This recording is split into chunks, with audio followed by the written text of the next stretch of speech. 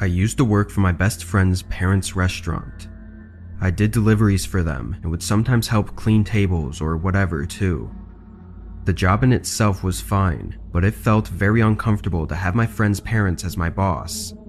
I thought it wouldn't be too bad after a while, but it just never got better. They hated every time something wouldn't go exactly as planned, and they also scheduled me and my friend on opposite days, so it didn't even feel like we worked together, which was the whole point of me taking the job. This happened during my third and final month working there. It was a regular night to start, getting a few quick deliveries, but it really slowed down toward the back half of the night.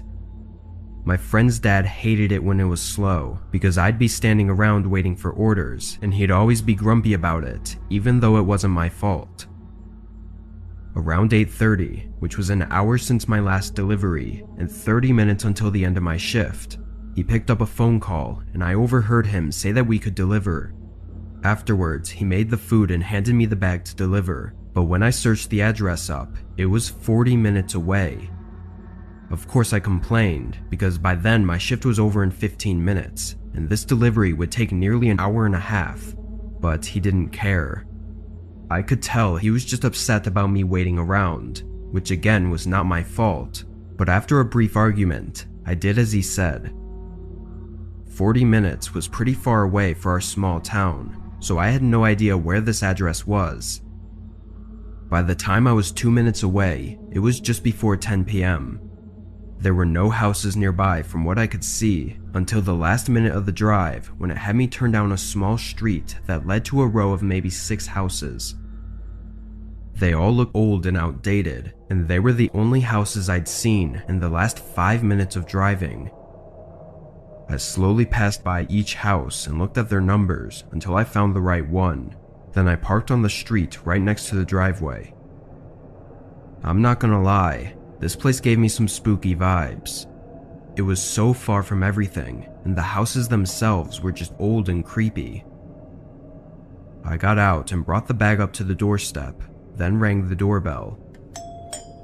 Nobody came to the door, so I tried knocking. It was late and I wanted to get this over with, so I was getting impatient. As I waited, I looked around.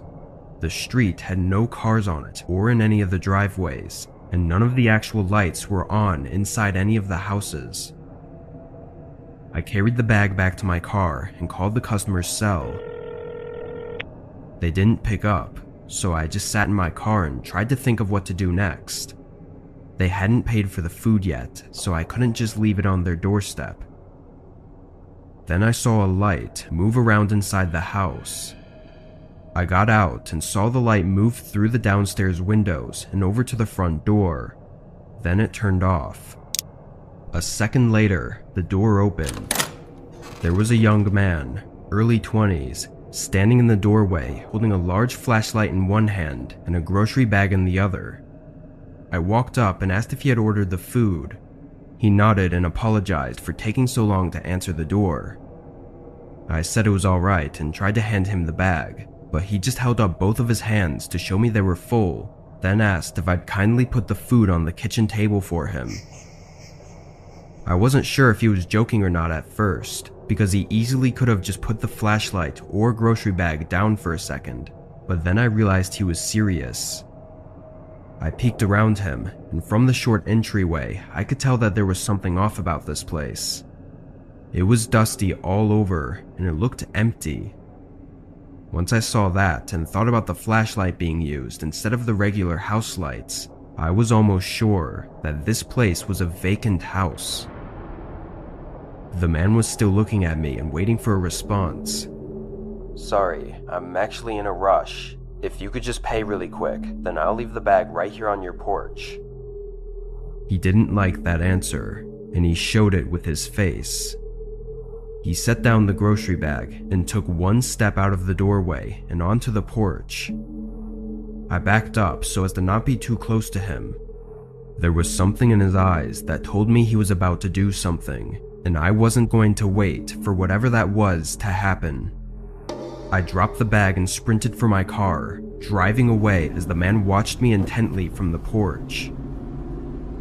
I was shaking for most of the drive back, unsure of what could have just happened. Of course though, when I told my friend's dad about what happened, all he seemed to care about was that I didn't make the man pay. For that reason, I just quit right there on the spot.